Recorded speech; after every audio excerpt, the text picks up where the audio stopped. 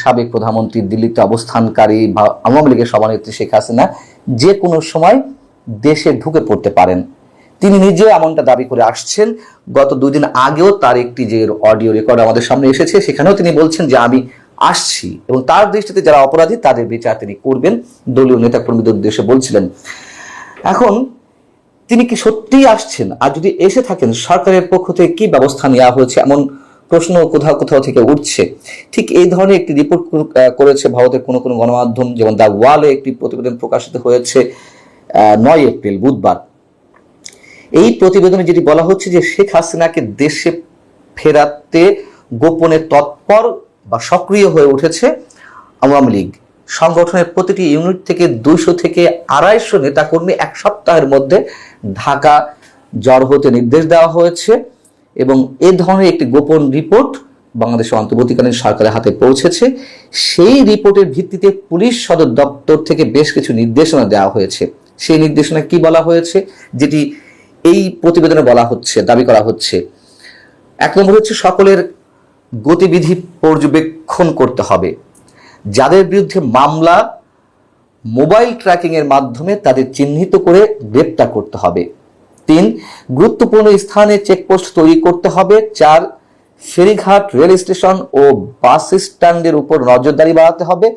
স্থানীয় রাজনৈতিক বৃন্দের সহযোগিতা নিয়ে ঢাকামুখী কার্যক্রম মোকাবেলা করতে হবে এবং এ ব্যাপারে প্রয়োজনে জামাতে ইসলামী, বিএনপি এবং জাতীয় নাগরিক পার্টি এনসিপি, ছাত্রদের যে রাজনৈতিক দল, তাদের সহযোগিতা নিতে পুলিশকে নির্দেশ দেওয়া হয়েছে পুলিশ সদর দপ্তরের পক্ষ থেকে।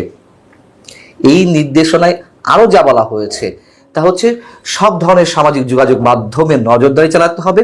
আওয়ামী লীগকে অর্থ দিয়ে সাহায্য করতে পারে এমন ব্যক্তিদের বিরুদ্ধেও ব্যবস্থা গ্রহণের নির্দেশ দেওয়া হয়েছে। এমনকি ভাড়ায় চালিত বাস, মিনি বাসের উপরও নজর রাখতে নির্দেশ দেওয়া হয়েছে পুলিশ সদর দপ্তরের পক্ষ থেকে। এখন এই ধরনের নির্দেশনার খবর নাকি আওয়ামী লীগ পেয়েছে। আওয়ামী লীগ আবার যেটি দাবি করছে তা হচ্ছে যে এই দলের বা আওয়ামী লীগের নেতাকর্মীদের নতুন করে জেলে পুরতেই সরকার এই ধরনের একটি কাল্পনিক গোয়েন্দা রিপোর্ট তৈরি করেছে।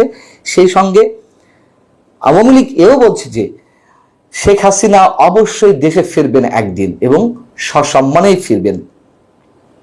আমরা জানি না যে তিনি দেশে ফিরবেন কিনা, ফিরলেও কবে ফিরবেন, ফেরার পরে কি অবস্থা হবে। যেসব গুঞ্জন গত 3-4 মাস ধরে শোনা যাচ্ছে তা আদৌ কতটা বাস্তবে প্রতিফলন ঘটবে তার, এগুলো এখনো গুঞ্জনের মধ্যেই রয়েছে, আমরা এটুকু বলতে পারি। তবে আরেকটি সিগনিফিকেন্ট খবর হচ্ছে, নিশ্চয়ই আমরা বলতে পারি বা সন্দেহ করতে পারি শেখ হাসিনা কেন্দ্রিক বা ভারত বাংলাদেশের যে সম্পর্ক এই মুহূর্তে রয়েছে, সেই জায়গা থেকে এই ধরনের কোনো সিদ্ধান্ত এসেছে কিনা সে প্রশ্ন উঠতে পারে। বিষয়টি হচ্ছে যে বাংলাদেশ 2020 সাল থেকে ভারতের যে ট্রান্সশিপমেন্ট সুবিধা পাচ্ছিল সেটি বাতিল করা হয়েছে। ট্রান্সশিপমেন্ট বলতে আমরা নিশ্চয় অনেকে জানি যে, যেমন বাংলাদেশ দিয়ে যদি উদাহরণ দিই, বাংলাদেশের কিছু পণ্য ভারতের ভূখণ্ড হয়ে তৃতীয় অন্য কোনো রাষ্ট্র, নেপাল, ভুটানের মতো রাষ্ট্রগুলোতে রপ্তানি করা হচ্ছিল এবং সরাসরি যদি বাংলাদেশের পণ্যবাহী গাড়ি ভারতের ভিতর দিয়ে তৃতীয় কোনো রাষ্ট্রে যায় সেটি হবে ট্রানজিট। আর ট্রান্সশিপমেন্ট হচ্ছে বাংলাদেশের পণ্যবাহী গাড়ি ভারতের সীমান্তে যাওয়ার পর সেটি আনলোড করে ভারতের গাড়িতে ওঠানোর পরে তারা আবার তৃতীয় রাষ্ট্রের সীমান্তে পৌঁছে দেবে, তারা আবার ওখান থেকে তারা লোড করে নিয়ে যাবে। এই হচ্ছে ট্রান্সশিপমেন্ট। তো সেই সুবিধাটি বাতিল করা হয়েছে এবং এটি এমন এক সময় বাতিল করা হলো যখন গত 5-6 দিন আগে মাত্র, গত শুক্রবার, থাইল্যান্ডে ভারতের প্রধানমন্ত্রী এবং আমাদের প্রধান উপদেষ্টার মধ্যে যে বৈঠকটি হলো, সেই বৈঠককে কেন্দ্র করে বাংলাদেশ সরকারের পক্ষ থেকে বা বাংলাদেশ সরকারের কোনো কোনো কর্মকর্তা যে দাবি করে আসছিলেন, বিশেষ করে প্রধান উপদেষ্টা প্রেস সচিব, যে এর মধ্যে দিয়ে বাংলাদেশ ভারতের বরফ সম্পর্কে বরফ গুলেছে, তারা বা ডক্টর মোহাম্মদ ইউনূস নরেন্দ্র মোদীকে বোঝাতে সক্ষম হয়েছেন শেখ হাসিনা বাংলাদেশে অস্থিতিশীল করতে কি কি করছে, ডক্টর মোহাম্মদ ইউনূসকে যথাযোগ্য সম্মান প্রদর্শন করা হয়েছে, ইত্যাদি ইত্যাদি। প্রশ্ন হচ্ছে, যদি তাই হয়ে থাকে তাহলে ভারত এই মুহূর্তে এই ধরনের একটি পদক্ষেপ নেবে কেন? দুঃখিত।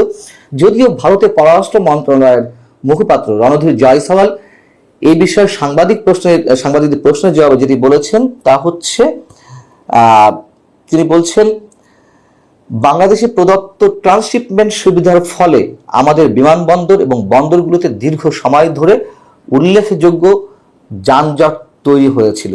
লজিস্টিক বিলম্ব এবং উচ্চ ব্যয় আমাদের নিজস্ব রপ্তানিকে বাধাগ্রস্ত করছিল এবং আটকে যাচ্ছিল। হ্যাঁ, আমরা যদি জানি বাংলাদেশের পণ্যবাহী গাড়ি সেখানে বন্দরগুলোতে প্রতিদিন 20-25টি গাড়ি সেখানে পৌঁছাতো, কিছুটা যানজটের সৃষ্টি হচ্ছিল।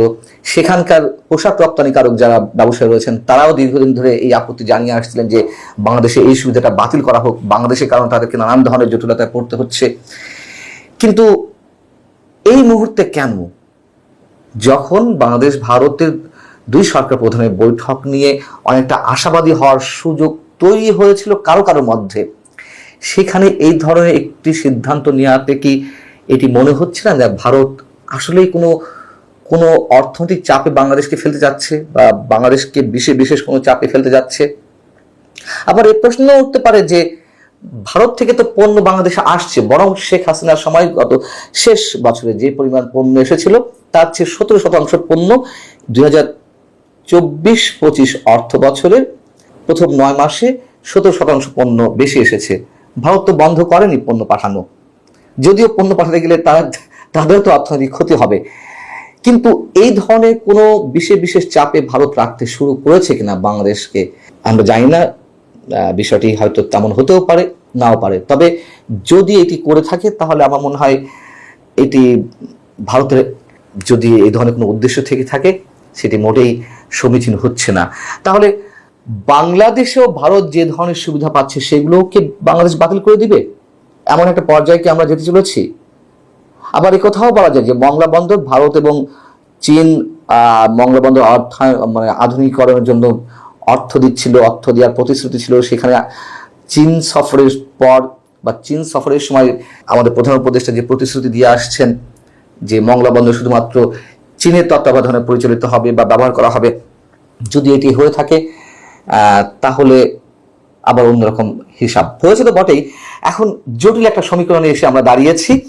আর ভারতের এই নির্দেশনাটি, বাংলাদেশের ট্রান্সশিপমেন্ট বাতিলের এই নির্দেশনাটি এমন সময় এলো যখন যুক্তরাষ্ট্রের যে মাত্রাতিরিক্ত শুল্ক বিশ্বের বিভিন্ন দেশের সাথে সাথে বাংলাদেশের উপরেও আরোপিত হয়েছে এবং এর জন্য বাংলাদেশের পোশাক রপ্তানিকারকরা যে ভয়ঙ্কর বিপদের মধ্যে পড়েছেন, চামড়াজাত পণ্য রপ্তানিকারকরাও যে পরিমাণ সমস্যার সম্মুখীন হতে যাচ্ছেন, তার মধ্যে ভারতের এই সিদ্ধান্তটি নিশ্চয়ই আমাদের জন্য একটি বাড়তি বোঝা। এবং এটুকু নিঃসন্দেহে বলতে পারি আমরা যে বাংলাদেশের অর্থনীতি নিঃসন্দেহে ভয়ঙ্কর এক চাপের মুখে পড়তে যাচ্ছে। আল্লাহ হাফিজ।